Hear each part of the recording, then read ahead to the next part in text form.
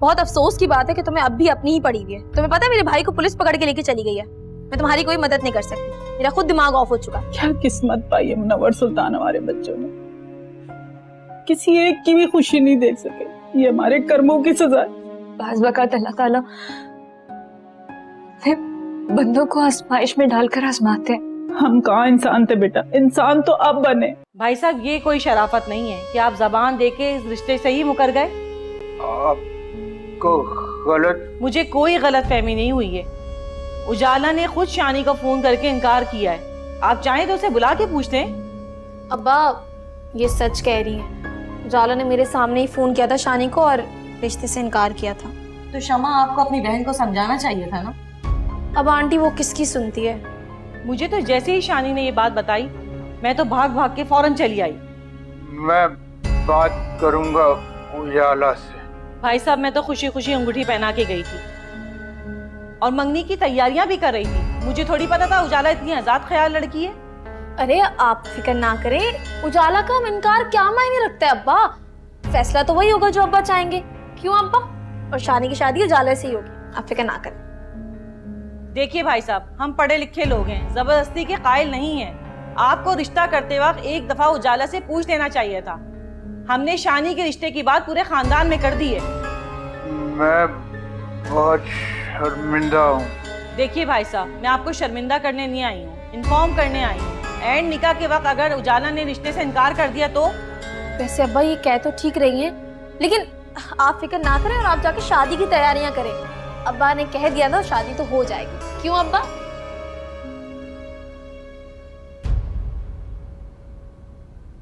जब तक मैं हूँ आपको फिक्र करने की जरूरत ही नहीं है। इसीलिए आई हूँ बेटा मैं। अरे उजाला देखो तो सही, तुमसे मिलने कौन आया? आप यहाँ? तुमने तो इनकार करके अपने घर का रास्ते ही बंद कर दिया था हमारे लिए। ऐसी कोई बात नहीं आंटी। इसीलिए मैं तुमसे मिलना चाहती थी कि मालूम कर सकूं कि इनकार की असल वजह क्या है। अरे आंटी इनकार की कोई वजह नहीं है, ये बस जलाल के बच्चे की वजह से थोड़ी परेशान है। अच्छा तुम्हारा भाई जलाल जिसका बच्चा हुआ है, उसकी वाइफ कहाँ है? वो डिलीवरी के वक्त उसका इंतकाल हो गया था, तो उसका बच्चा उजाला ही संभाल रही है, इसलिए शायद शादी नहीं करना चाहती। तो बेटा ये बात पहले तुम लोगों को बतानी चाहिए थी ना। मैं खामखा इतना परेशान हो रही हूँ। दरअसल ना उजाला हमारी बहन थोड़ी शर्मीली सी है, शर्माती है, हिचकिचाती है बोलते हुए। क्यों उजाला? मैं आपके लिए चाय बना कर लाती हूँ। नहीं बेटा इसकी कोई जरूरत नहीं है, मैं चाय पी के आई हूँ। एक बात और, शानी बहुत हसास है, उससे कोई ऐसी बात नहीं करना जिससे उसका दिल दुखे। पहले ही बहुत दुखा हुआ है वो।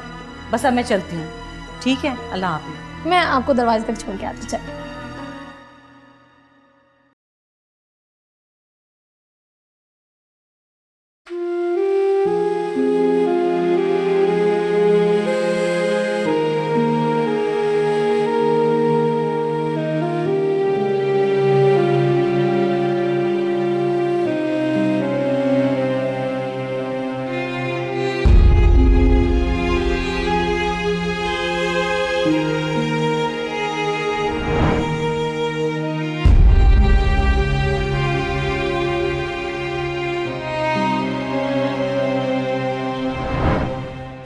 आप लोग अपने दिल से ये गलत फहमियां निकाल दीजिए। मुझे शादी ही नहीं करनी, ये मेरा आखिरी फैसला है।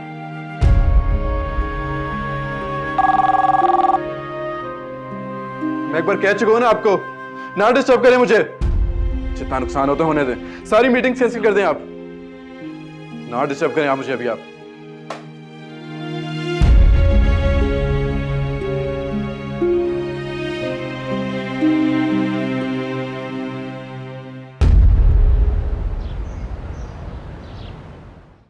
क्या बताऊं, पछतावे मुझे अंदर ही अंदर खत्म किए जा रहे हैं। अरे किस बात का पछतावा? परी तुम नहीं जानती, मैंने बहुत बड़े बड़े बोल बोले हैं मंजूरा और मुनव्वर सुल्तान के साथ। मुनव्वर सुल्तान ने तो मुझे माफ कर दिया, पर मंजूरा से माफी कैसे मांगूं, यही चीज मुझे खाए जा रही है। अब क्या हो सकता है भाभी, अल्लाह से माफी मांगी है। यही कर रही हूँ दिन रात। मुझे तो लगता है कि एक दिन मैं भी मंजूरा के पास चली जाऊंगी। अल्लाह ना करे भाभी, कैसी बातें कर रही हैं आप? मैंने फजूल में तुम्हें भी तंग किया। तुम तबरेज का बताओ, सुना है तुमने उसका रिश्ता पक्का कर दिया? जी भाभी, बहुत अच्छे लोग हैं, बड़ी अच्छी फैमिली मिली है। ये तो अच्छी बात है। इतनी लंबी उम्र है मेरे बेटे की, उसका फोन ही आ गया। हाँ बेटा बोलो। जी कुरैशी साहब,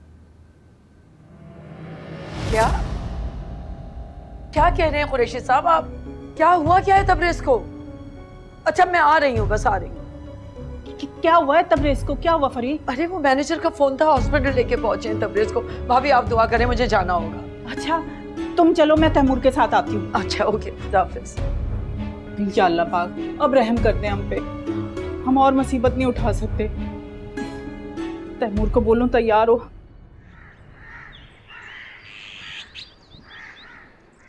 तुम्हें पता है क्या हुआ? क्या हुआ? कॉल आई थी, तबरेज़ को अस्पताल लेकर गए। क्या?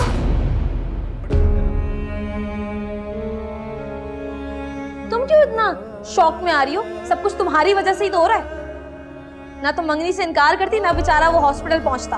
शमा, क्या हुआ है तबरेज़ को? अब तो ये हॉस्पिटल जाकर ही पता चलेगा।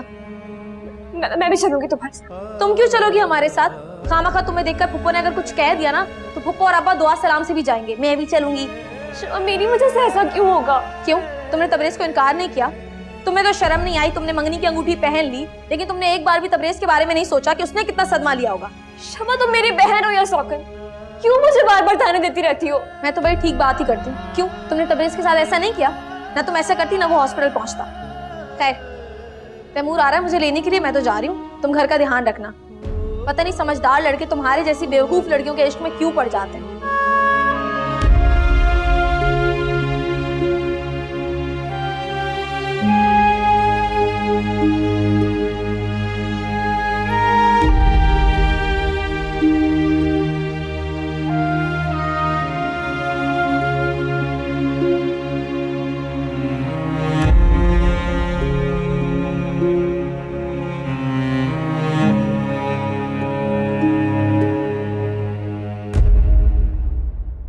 देखो फरी, तबरेज़ को तुम्हारे आंसुओं की नहीं, तुम्हारी दुआओं की जरूरत है।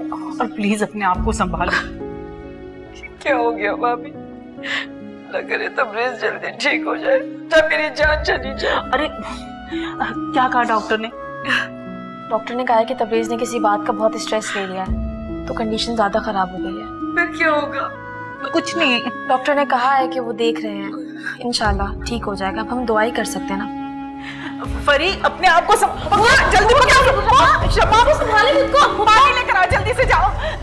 फरी फरी फरी सब ठीक हो जाएगा। फरी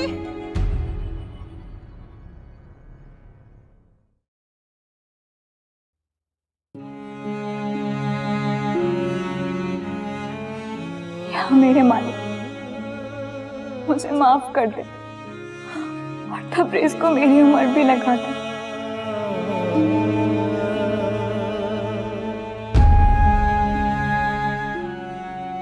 मैंने उसे बहुत तकलीफ पहुंचाई है।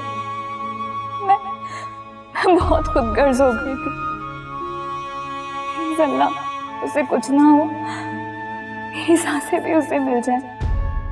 अगर उसे कुछ हुआ तो मैं अभी जी नहीं पाऊंगी।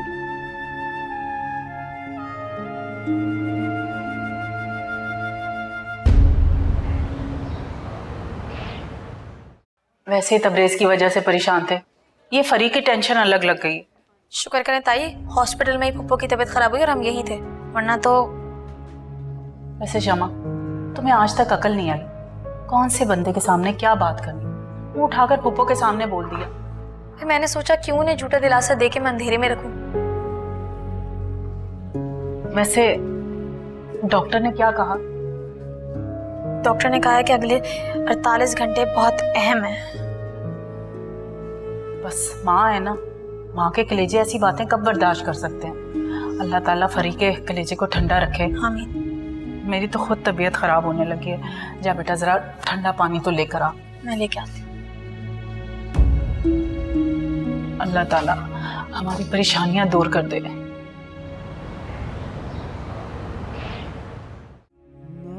अब क्या कह रहे हैं डॉक्टर शमा?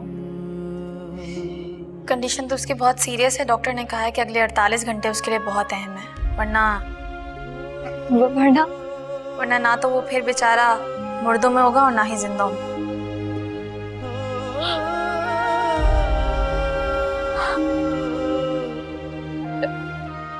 और पुप्पू?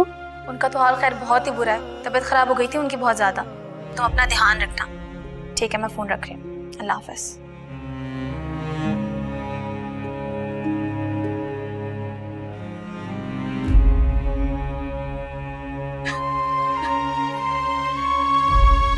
ये सब मेरी वजह से हुआ है। मैं खुद को कभी माफ नहीं करूंगी, कभी भी नहीं। भाभी मेरा तबरेज ठीक तो हो जाएगा ना? सब्र करो फरी, अल्लाह की मर्जी के आगे किसी की नहीं चलती। बस सब ठीक हो जाएगा। बहुत बुरा हुआ तबरेज के साथ। आखिर उसका कसूर ही क्या था? वो तो इतने अच्छे दिल का लड़का है, कभी किसी का बुरा नहीं चाहा। कैसी बहकी बहकी बातें कर रही हो फरी। और इस वक्त कुछ मत सोचो, सिर्फ उसके लिए दुआ करो। भाभी अगर तबरेज को कुछ हो गया तो मैं जीते जी मर जाऊं। मेरा तो वही एक सहारा है। जिसने तबरेज का दिल दुखाया ना, मैं किसी को माफ नहीं करूंगी।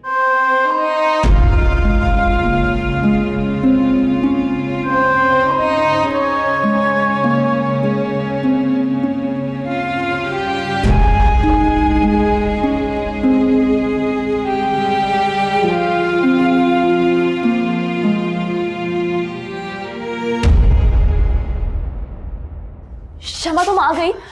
हाँ भाई, मैं तो थक के चूर हो गई हूँ। बहुत मुश्किल है किसी मरीज की ईमानदारी करना। शमा तबरेज की तबीयत कैसी है? बहुत ही बुरी। अब तो बस दुआएं हैं जो काम आ सकती हैं। खैर उजाला, मैं बहुत थक गई हूँ यार, मेरे लिए चाय बना दो, अंदर जा रही हूँ। शमा क्या कह रही है? या अल्लाह प्लीज तबरेज को अपने उसे मानने लगता। मेरे खेल की सजा उन्हें मत दे। तो कभी माफ नहीं कर पाऊंगी।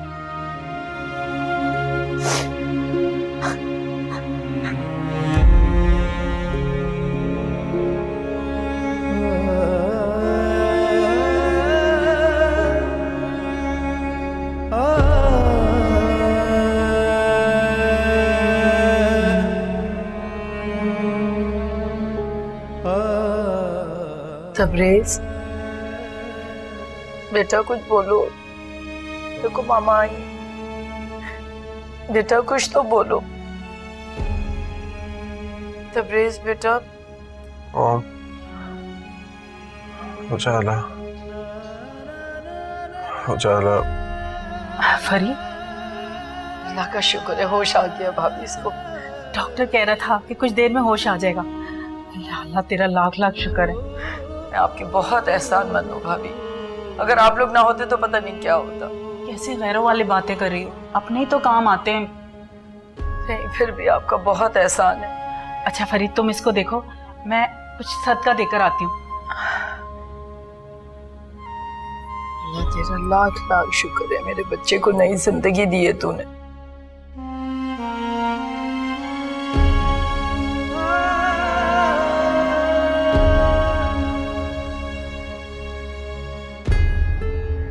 जी तैमूर भाई। चले? ये कहाँ जाने की तैयारी हो रही है सुबह सुबह? उजाला को हॉस्पिटल जाना था तबरेज से मिलने। अच्छा, पहले तो ये मोहतरमा उसकी शक्ल तक नहीं देखना चाहती थी और आज अचानक हमदर्दी का भूत सवार हो गया इन पे। तुम कभी बाज नहीं आओगे ना ऐसी बातें करने से। हाँ तो क्या गलत कहा मैंने? आज तबरेज जो हॉस्पिटल में ना, वो सिर्फ उजाला की वजह से ही है। और आज कैसे भागी भागी जा रही है उससे मिलने। कुछ चीजें तकदीर की तरफ से भी होती हैं और तुम हर बात का इल्जाम दूसरों को देना बंद कर दो। अच्छा तुम ये पिक एंड ड्रॉप अपना बाद में करना, अभी मुझे हलवा पूरी लाके दो, भूख लग रही है। किचन में जाने का मूड नहीं है मेरा। हो गया है तुम्हें? सिचुएशन तो देखो। तुम्हें अस्पताल वालों के लिए नाश्ता लेके जाना है, ठीक है? तो तुम मोहल्ले में से किसी बच्चे को ढूंढ के ना उससे अपना नाश्ता मंगवा लेना। चलो आप चलो।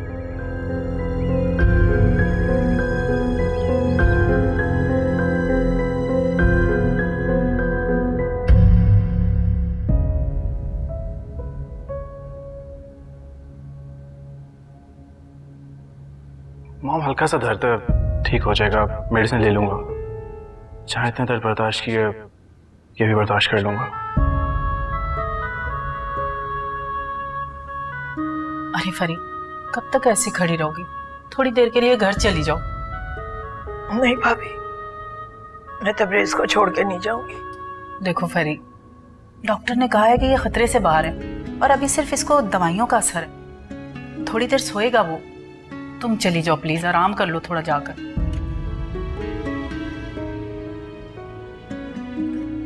आप ख्याल रखिएगा तबरेज का।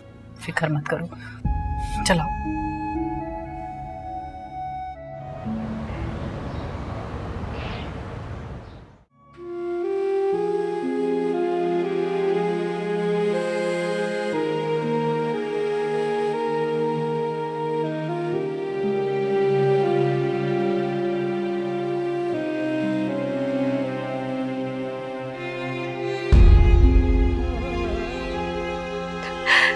तबरेज, मैं जानती हूँ मैंने आपको बहुत हर्ट किया और शायद नाराज भी किया है आपको।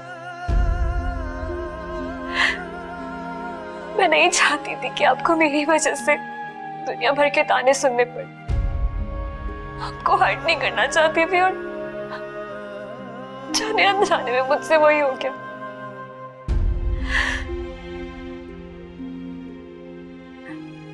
अंदाजा हो गया कि मैं आपसे कितनी मोहब्बत करती हूँ।